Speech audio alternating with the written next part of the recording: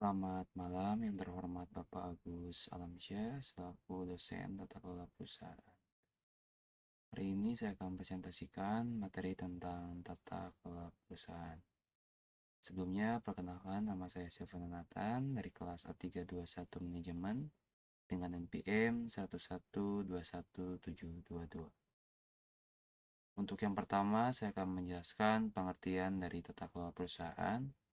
Tata kelola perusahaan adalah sistem aturan, praktik, dan proses yang mengarahkan dan mengendalikan perusahaan.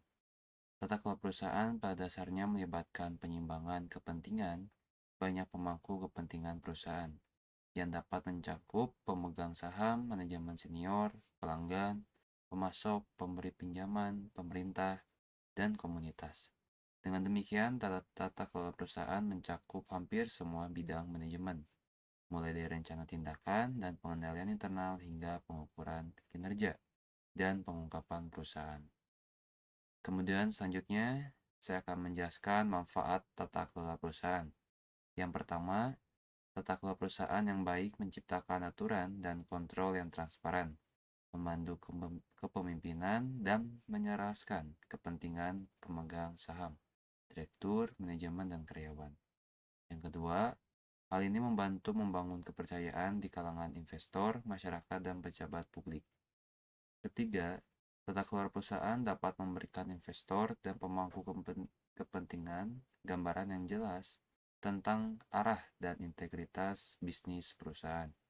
Keempat, hal ini mendorong kelangsungan finansial, peluang, dan keuntungan jangka panjang. Kelima, hal ini dapat memfasilitasi peningkatan modal. Keenam, tata kelola perusahaan yang baik dapat menyebabkan kenaikan harga saham. Ketujuh, hal ini dapat mengurangi potensi kerugian finansial, pemborosan, risiko, dan korupsi. Dan terakhir, ini adalah rencana permainan untuk ketahanan dan kesuksesan jangka panjang. Kemudian saya akan menjelaskan juga prinsip tata kelola perusahaan. Yang pertama ada kewajaran. Dewan direksi harus memperlakukan pemegang saham, karyawan, vendor, dan masyarakat secara adil dan dengan pertimbangan yang setara. Kemudian ada transparansi. Dewan harus memberikan informasi yang tepat waktu, akurat, dan jelas mengenai hal-hal seperti kinerja keuangan, konflik kepentingan, dan risiko kepada pemegang saham dan pemangku kepentingan lainnya. Kemudian ada manajemen risiko. Dewan dan manajemen harus menentukan segala jenis risiko dan cara terbaik untuk mengendalikannya. Mereka harus menindaklanjuti rekomendasi tersebut untuk mengelola risiko dan menginformasikan semua pihak terkait tentang keberadaan dan status risiko. Kemudian ada tanggung jawab. Dewan bertanggung jawab atas pengawasan urusan perusahaan dan aktivitas manajemen. Hal ini harus menyadari dan mendukung keberhasilan kinerja perusahaan yang berkelanjutan. Bagian dari tanggung jawabnya adalah merekrut dan memperkerjakan seorang CEO. Ia harus bertindak demi kepentingan terbaik perusahaan dan investornya. Kemudian ada akuntabilitas. Dewan harus menjelaskan tujuan kegiatan perusahaan dan hasil pelaksanaannya. Ia dan pimpinan perusahaan bertanggung jawab atas penilaian kapasitas potensi dan kinerja perusahaan.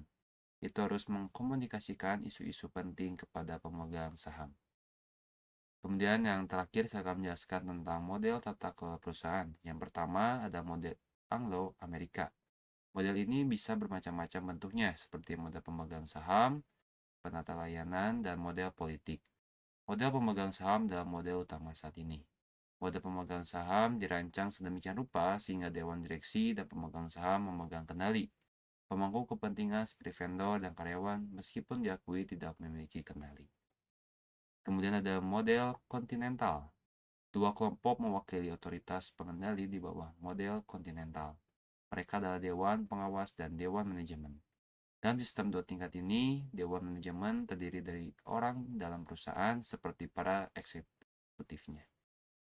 Dewan Pemerintah Pengawas terdiri dari pihak luar seperti pemegang saham dan perwakilan serikat pekerja. Bank yang memiliki saham di suatu perusahaan juga dapat memiliki perwakilan di Dewan Pengawas. Kemudian yang terakhir ada model Jepang. Pemain kunci dalam tata kelola perusahaan model Jepang adalah bank, entitas afiliasi. Pemegang saham utama yang disebut Keiretsu yang mungkin berinvestasi di perusahaan umum atau memiliki hubungan dagang, manajemen, dan pemerintah. Pemegang saham individual yang lebih kecil dan independen tidak mempunyai peran atau suara. Bersama-sama, para pemain kunci ini membangun dan mengendalikan tata kelola perusahaan. Sekian presentasi dari saya. Mohon maaf bila ada satu kata-kata yang kurang berkenan. Sekian dan terima kasih.